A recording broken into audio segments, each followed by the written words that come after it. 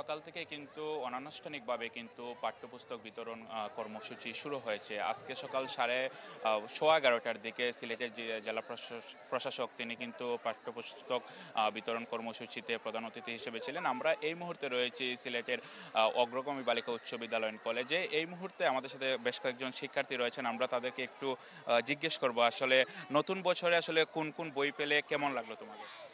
নতুন বছরে আমরা নতুন বই পেয়ে খুবই আনন্দিত। নতুন বইয়ের ঘ্রাণ অন্যরকম। আর রেজাল্টের পরে বলতে গেলে ১ মাসের মতোই আমরা এই দিনটার জন্য প্রতীক্ষা করি। তো থ্যাংক ইউ তোমাকে।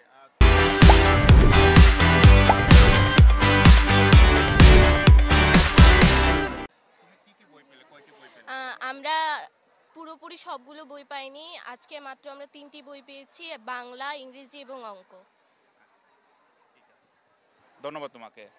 রাব্বি, আসলে শুনছিলেন এখানে কিন্তু আনুষ্ঠানিকতা একেবারেই শেষের দিকে এবং আগামীকাল থেকে শিক্ষকরা ঘোষণা দিয়েছেন যারা যে কয়টি বই পেয়েছেন তারা যাতে নিয়মিত শ্রেণীকক্ষে আসেন। এবং আজকে জানিয়ে রাখি, আজকে এই প্রতিষ্ঠানে কিন্তু সপ্তম শ্রেণী এবং তৃতীয় শ্রেণীর বই বিতরণ করা হয়েছে।